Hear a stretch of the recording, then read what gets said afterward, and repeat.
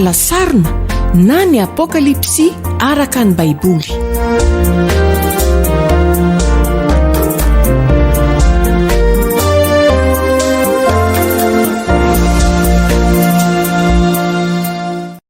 Misaotra an'Andriamanitra lehibe isika ny amin'ny famindram-pony nanomezana antsika fotoana sy fahafahana hiaraka hianatra indray ny teniny.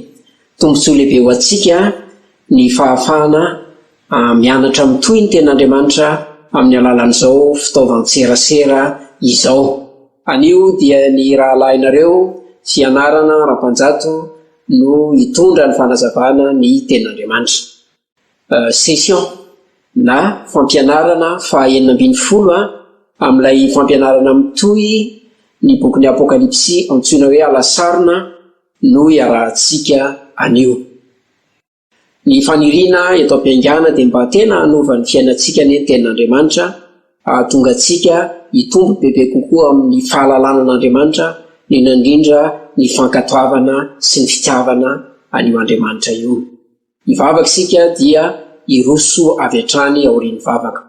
Andriamanitra ray anay any an-danitra, misaotra anao izay ny amin'ny fahafahana manohy indray ny fianarana mitohy avy amin'ny bokin'ny apokalipsy. Mahatsiaro kely sy bitika izay manoloana ny teninao ary tena voafetra amin'ny lafiny rehetra ny fahalalanay. Ka dia mitalao ny indrafonao izay mba ny fanahinao masina no hitarika, hampianatra, hanazava ny teninao. Ianao ihany koa nikasika ny fonay tsirairay mba ho zary fiainanay tokoa ny Tompo ny teninao. Voninahitra ho anao ray amin'ny anaran'i Jesosy Kristy Tomponay. Amen.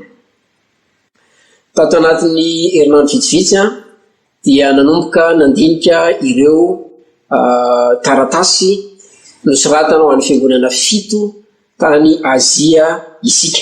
Izany hoe ny apokalipsy toko 2 sy ny toko 3 izany. Ny taratasy nosoratana ho an'ny fiangonana Efesosy no nojerentsika farany niarahana tamin'ny pasteur Toky Andrianarivo izany.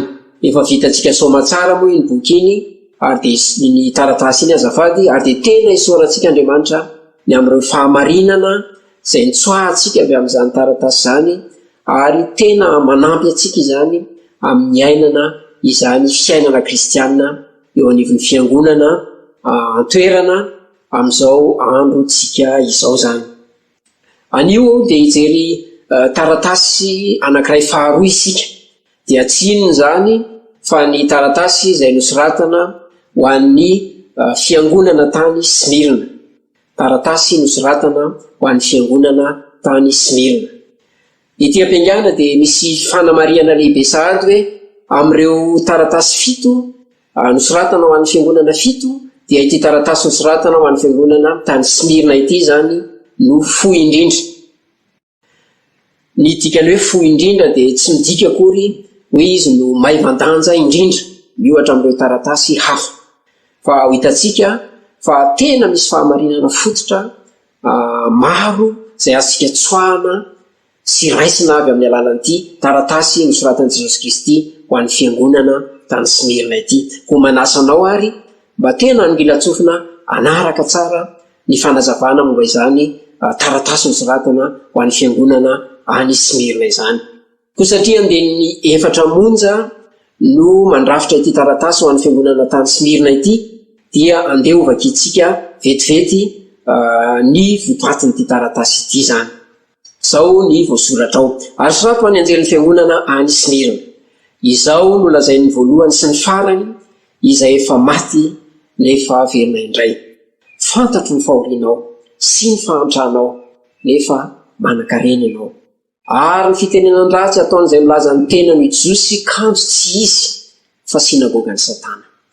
Aza matahotra izay efa hiaretanao, indro ny devoly efanao ny sasany aminareo ao an-tranomaizina mba ho voazahatoetra ianareo ary hanapahoriana hafilona. Aoka ho mahatoky hatramin'ny fahafatesana ianao dia omeko anao ny satroboninahitra fiainana. Izay manatsofina, aoka izy ihany izay lazain'ny fanahy amin'ny fiangonana izay maharesy dia tsy ho sombalin'ny fahafatesana faharoa. Anio dia ny 19 ihany no ho mpanjintsika miaraka sy hanatsoahantsika fampiarana. Tahaka ny taratasy hafa rehetra dia voatonona mazava tsara aty ampiandohan'ny taratasy izay antefan'ny taratasy. Ireo vondron'olona na olona iantefany zany taratasy izany. Ary soraty ho an'ny anjelin'ny fiangonana any Smirna. Zay no voasoratra eto amin'ny 19 tapany voalohany. Ny anjelin'ny fiangonana tany Smirna izany no iantefan'ny taratasy. Efa noazavain'ny rahalahy toky mazava tsara teto fa misy fomba fijery samihafa momba izay mety ho hevitry ny teny hoe anjelin'ny fiangonana. Mety misy dikany samihafa zany izy io. Anio dia tsy hiditra loatra intsony amin'ny famakafakana ireny mety ho heviteny samihafa ireny isika. Fa ndeha izay zavatra mazava tsara sy azo tanana avy hatrany no raisitsika. Zao izay zavatra tokony ho tanana izay.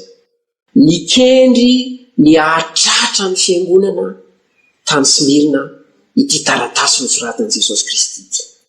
Ny fiangonana izany, fiangonan'ny Smirna izay tena nisy marina ara-tantara no nikendren'ny taratasy izay nosoratan'i Jesosy Kristy. Mba hanampy antsika hanakatra ny votoatin'ny taratasy dia misy dingana roa izay holalovantsika vetivety aloha. Ny dingana voalohany dia ny fijerena amin'ny ankapobeny ny mombamomba ny tanànan'ny Smirna. Goavana io izany tena ilaitsika io satria manampy amin'ny famoahana ny hevitry ny taratasy ny fahafantarana an'izay tontolo ankapobeny momba ny tanànan'ny Smirna zay. Zay ny dingana voalohany holalovantsika vetivety rehefa avy eo. Ny dingana faharoa aorian'izay dia tsy maintsy ho jerentsika ihany koa ny mombamomba ny fiangonan'ny Smirna amin'ny ankapobeny sy ireo tarehin-javatra sy fitrangan-javatra niatra sy nandalovan'izany fiangonana izany. Ndao ary hijery fohifohy ny mombamomba ny tanànan'ny Smirna isika tamin'ny fotoana nanoratana ny taratasy. Ny tanànan'ny Smirna faizana izay antsoina ankehitriny hoe Izmir, tanàna any Turkia izy io dia miorina 90 kilometatra eo avaratra andrefan'ny tanànan'ny Efesosy. Amposintsika hijery ny saritany raha manana fahafahana amin'izany aorianan'izao fampianaran'izao. Tanan-dehibe tena kanto sy tena nandroso fatratra ary nanana ny maha izy azy tamin'ny lafiny maro ny tanànan'ny Smirna tamin'ny fotoan'andro. Ny toerana ara-jeografika izay nisy azy no anisany nandray anjara betsaka tamin'izany fandrosoan'ny tanàna izany. Smirna dia niorina teo amoron'ny ranomasina ary nanana seranatsambo lehibe. Tsy lavitra loatra avy eo, ery ampitan-dranomasina amin'ny lafiny andrefana ery, ny tanànan'ny Atène izay anisan'ny tanàna lehibe indrindra tany Eoropa tamin'izany fotoan'izany. Teraka avy tamin'izany ny fanakalozana ara-barotra izay isany nampitombo ny ari-karena tamin'ny faritra iny. Smirna koa dia niorina tamin'ny fiafaran'ny lalambe namakivaky an'iny faritra Azia Minora iny tamin'ny taonjato voalohany. Tamin'ny andron'ny testamenta vaovao fotsiny izao dia efa notombanana ho manodidina ny 2 hetsy ny mponina tao Smirna. Fotodrafitrasa tena raitra, maro ny olona tao. Isan'izany ny toerana fanaovam-pety goavana indrindra tamin'ny faritra Azia. Nisy koa toeram-pilalaovana tena nalaza tao ary koa toerana fitehirizana sy famakiam-boky isan'ny sangany indrindra. Raha ny marina, ny tanànan'ny Smirna tamin'ny taonjato voalohany dia tanàna vaovao vao naorina satria rava nandritra ny taona maro ilay tanàna teo aloha. Zao anefa rehefa naverina tamin'ny laoniny izany tanàna izany tamin'ny taonjato fahatelo talohan'i Jesosy Kristy dia noezan'ireo izay nanorina azy ho tena kanto sy tena raitra indrindra izany tanànan'ny Smirna izany. Anisan'ny mampalaza any Smirna koa dia ilay poeta malaza antsoina hoe Homère izay voalazan'ireo mpandinika fa teraka tao amin'izany tanàna izany. Ankoatr'izay, nalaza tamin'ny lafiny ara-pivavahana ihany koa ny tanànan'ny Smirna. Izy ny tanan-dehibe voalohany izay nanorina tempoly ho fanomezam-boninahitra ny Andriambanivavy Roma. zay ilay antsoina hoe dia Roma, mba ho fanindraindrana ny tanànany Roma zany. Nanana fifandraisana akaiky dia akaiky tamin'ny Roma sy Smirna, ka nahazo fahazon-dalana anangana tempolo manokana ho fanandratana ny amperora Romanina Tiberias.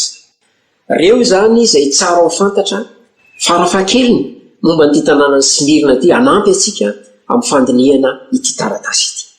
Faharoa manarak'izay dia ho jerentsika fohy de fohy ny momba ny fiangonan'ny Smirna amin'ny ankapobeny sy ireo toe-javatra natrehan'ny fiangonana tamin'izany fotoana izany. Tsy fantatra mazava aloha ny fotoana sy ny fitrangan-javatra izay nijoroan'ny fiangonana tao Smirna. Tsy hita taratra ao amin'ny bokin'ny Asan'ny Apôstôly izany tahaka an'ireo fiangonana sasany hafa izay hita mazava tao, tahaka ny fiangonana Efesôsy izay voaresaka betsaka tao amin'ny bokin'ny Asan'ny Apôstôly 9:20. Azo inona kosa nefa raha ny hevitry ny mpandinika Baiboly maro fa ny fanandrify indrindra tamin'ny fotoana izay nijanonan'ny Apôstôly Paoly tao Efesôsy nandritra ny 3 taona, voatantara ao amin'ny bokin'ny Asan'ny Apôstôly 9:20. Ny fanandrify indrindra tamin'izany ihany koa no nananganana sy nampijoroana ny fiangonana tao Smirna, na dia tsy voaresaka mazava tsara aza. Ny tena mampiavaka ny fiangonana Smirna miohatra amin'ireo fiangonana hafa dia izy dia fiangonana ny anjadin'ny fanenjehana mahery vaika. Ny anjadin'ny fanenjehana mahery vaika. Ary hita taratra ato amin'ity taratasy voasoratra ho an'ny Smirna ity ny fisiany zany fanenjehana mahery vaika izay natrehan'ny fiangonana tao Smirna izany. Ho hitantsika taratra miandalana eo ihany izany arakaraka ny androsoana amin'ny fandinihana ny taratasy. Ara-tantara nisan'ny tena nampalaza ny fiangonan'ny Smirna dia ny namonoana ho martiora any Polycarpe, ilay evekan'ny fiangonana tao Smirna teo amin'ny tapatapaky ny taonjato faharoa. Noho ny fandavany tsy anaiky any Kaisara ho tompo, anaiky any Kaisara ho tompo dia nodorana velona Polycarpe. Ary izy no ilay martiora faharoa 20 raha ny filazan'ny fiangonana tao Smirna zany. Tao Smirna avokoa no nitsangany zany rehetra zany, ary ilayntsika zany amin'ny fandinihana sy ny famakafakana amin'ity taratasy nosoratan'i Jesosy Kristy ho an'ny fiangonan'ny Smirna ity. Vao manomboka ny 19 tapany voalohany dia izao ny voasoratra eo. Izao ny lazainy voalohany sy ny farany izay efa maty nefa velona indray. Iza zany no anambaran'i Jesosy Kristy ny tenany ho an'ny fiangonan'ny Smirna? Ilay voalohany sy farany, ilay efa maty nefa velona indray. Voalohany sy ny farany izay efa maty nefa velona indray. Tena mifanandrify indrindra amin'ny toetoetry ny fiangonana sy ny zavatra natrehan'ny fiangonana tao Smirna izany iantsoany Jesosy Kristy ny tenany izany aty amin'ny fiatomboan'ny taratasy ho an'ny fiangonana tao Smirna. Ny voalohany sy ny farany izay efa maty nefa velona indray. Tsy eto ny ampiasana voalohany ny teny hoe ny voalohany sy ny farany ato amin'ny bokin'ny Apokalipsy. Efa nampiasain'i Jesosy Kristy zany ary amin'ny Apokalipsy toko voalohany 7:10 efa hitantsika tamin'ny lesona tany aloha izany. Hoy izy mantsy raha nampahery ny Apôstôly John ao amin'ny Apokalipsy toko voalohany 7:10, aza matahotra, izaho no voalohany sy farany dia ilay velona. Io tena nampiasain'i Jesosy Kristy io ilay hoe voalohany sy farany dia voambolana izay fampiasa amin'ny Andriamanitry ny Israely irery ihany. Ilay Andriamanitra tokana, Andriamanitry ny Israely, izy irery ihany no afaka sy mampiasa izany voambolana hoe voalohany sy farany izany. Hitantsika zany ao amin'ny boky ao amin'ny testamenta taloha, indrindra ao amin'ny boky ny Isaia 2:2, izao ny voasoratra ao: izaho Jehova no voalohany ary hatramin'ny farany dia mbola izaho ihany no izy. Hitantsika ihany koa zany ao amin'ny Isaia 2:4-5 izay voasoratra toy izao: izaho no voalohany ary izaho no farany, ka tsy misy Andriamanitra afa-tsy izaho. Jesosy Kristy dia mampiasa ihany koa zany teny zany aty amin'ny Apokalipsy. Mampiasa izany izy amin'ny Andriamanitra feno azy, amin'ny Andriamanitra feno azy, tena Andriamanitra Jesosy Kristy, noho izany nampiasainy izany teny izany hoe voalohany sy farany. Afaka mampiasa io teny io zany izy mba hanondrony ny tenany. Akoatra ny hitantsika eto amin'ny Apokalipsy 2:9 sy any amin'ny Apokalipsy 2:7 izay efa novonaky teo, dia mbola miverina mampiasa ihany koa io teny io Jesosy Kristy ary amin'ny farany bokin'ny Apokalipsy 2:20 ary ny 7:10. Izao ny voalazan'i Jesosy Kristy amin'io andininy io: izao ny alfa sy omega, ny voalohany sy ny farany, ny fiandohana sy ny fiafarana. Ny mahamandrakizay an'i Jesosy Kristy zany no voatsindry eto. Jesosy Kristy ilay tsy manam-piandohana sy tsy manam-piafarana no avohitra n'izany anarany izany. Andriamanitra telo izay iray ihany no manana izany toetra izany, fa ankoatra azy dia tsy misy manana izany anarany izany. Ny fanontaniana lehibe dia izao hoe inona ny tena antony itenenan'i Jesosy an'izany tamin'ny fiangonan'ny Smirna? Maninona ny tsy anarana hafa no nentiny nanambarana ny tena tamin'ny fiangonana io?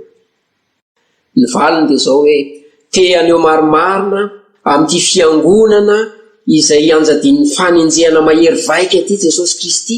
Te aneo marimarina Jesosy fa izy no ilay Andriamanitra mandrakizay mifehy tanteraka ny fotoana sy ny fitrangan-javatra rehetra mitranga ao amin'ny fotoana. Tena ilain'ny fiangonan'ny Smirna izany ny mahafantatra izany toetran'i Jesosy izany. Mifehy ny fotoana izy, mifehy ihany koa ireo fitrangan-javatra rehetra ao anatin'ny fotoana. Raha adika amin'ny fiteny hafa zany dia izao hoe tsy ny fanenjehana na ny vaika ny fanenjehana no tompony teny farany ho an'ity fiangonan'ny Smirna ity, fa Jesosy Kristy ilay voalohany sy farany, ilay mifehy ny fotoana sy ny zavatra rehetra mitranga ao amin'ny fotoana. Tsy izay fotsiny no nambaran'i Jesosy Kristy momba ny tenany ao amin'ny Apokalipsy 2:9, fa Apokalipsy 2:7 azafady, fa nampiny hoe izay efa maty nefa velona indray. Tsy fisendrasendra koa no nampiasan'i Jesosy Kristy an'izany teny izany, fa kisary ny zavatra nanjohy ny tanànan'ny Smirna izay rava mandritra ny taonjato maro izany, kanefa dia velona sy misandratra indray, ary niatsara kokoa ny tamin'ny voalohany aza taorian'ny nanorenana azy. Voamaritsika avy hatrany fa amin'ny vanim-potoana lasa ny mato-anteny eto. Tsy vao izao koa Jesosy no niresaka momba izany fahafatesany sy fitsanganany amin'ny maty izany, raha ny ato amin'ny bokin'ny Apokalipsy no resahana. Efa noresahany izany tary aloha tao amin'ny Apokalipsy 1:9-20, tamin'ilay fisehoany voalohany tamin'ny apôstôly Jaona. Izao no nambarany tamin'izay fotoana izay: efa maty aho, nefa indro velona mandrakizay, sady manana ny fanalahidin'ny fahafatesana sy ny fiaina tsy hita. Ny fahafatesan'i Jesosy Kristy sy ny fitsanganany tamin'ny maty ary ny fahavelomany mandrakizay dia antoka ho an'ny fiangonan'ny Smirna, fa afaka hiaraka miatrika amin'izy ireo ny fanenjehana amin'ny vaivay izy, satria efa tena velona izy. Izy tompo ary afaka hatanteraka amin'izy ireo ihany koa ny teny fikasana mahafinaritra izay voalazany ao amin'ny 10 sy ny 11 amin'ity taratasy ity. Tsy afaka ny hanome toky mihitsy zany Jesosy Kristy hoe hanome ny fiangonan'ny Smirna n'izany satroboninahitra fiainana zany. Tsy afaka hiteny Jesosy Kristy hoe tsy hosomban'ny fahafatesana ireo izay tany Smirna raha tsy efa nitsangako velona izy, velona mandrakizay.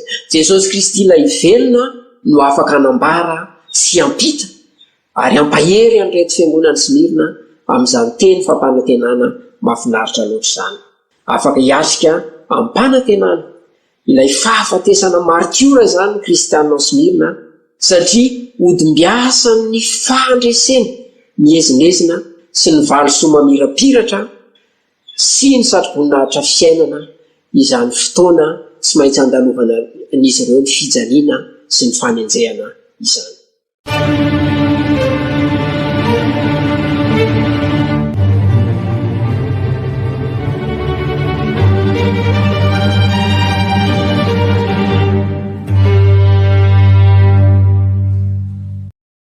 hiroso amin'ny fampiarana anio andininy fahavalo io avy hatrany isika ho famaranana izao afatra izao. Na dia nosoratana ho an'ny fiangonana tany Azia, fiangonana Smirna zany, 2000 taona mahery lasa azy zany taratasy zany, dia mbola miteny amin'ny fiangonana kristianina ankehitriny ihany koa, na aiza izany fiangonana kristianina izany. Eny, fa na dia ho antsika fiangonana eto Madagasikara azy, dia mbola miteny amintsika fiangonana izany teny izany.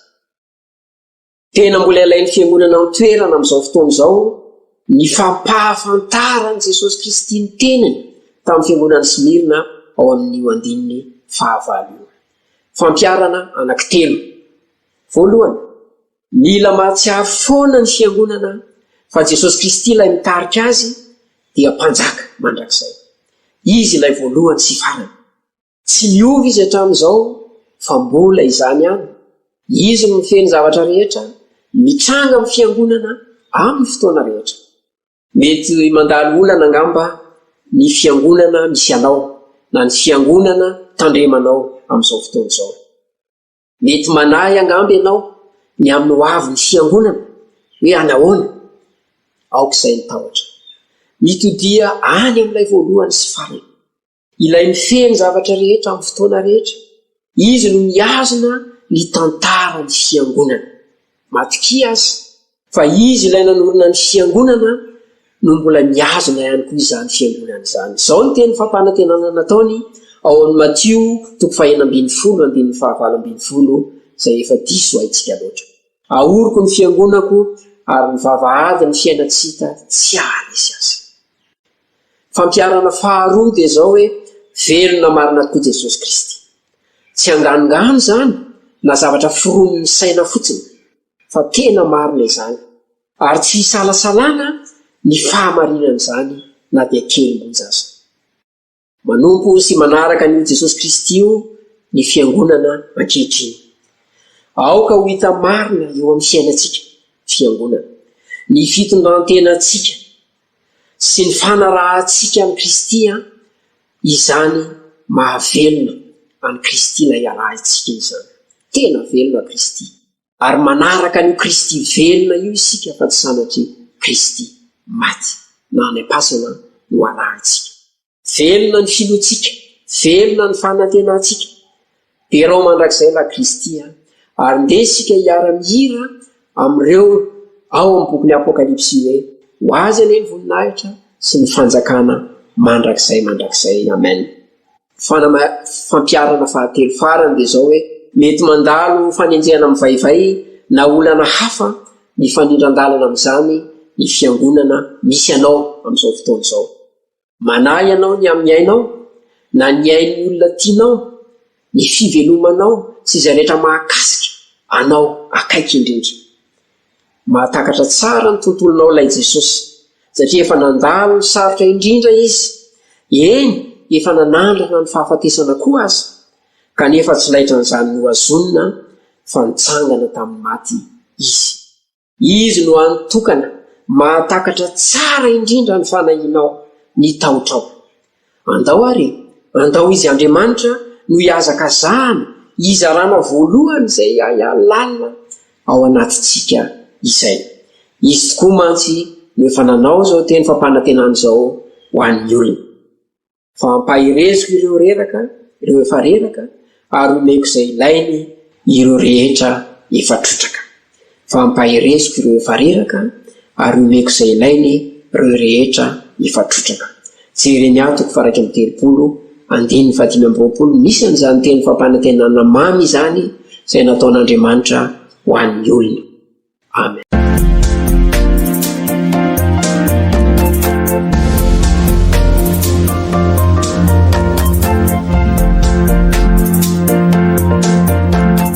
Alasarina na ny Apokalipsy araka ny Baiboly.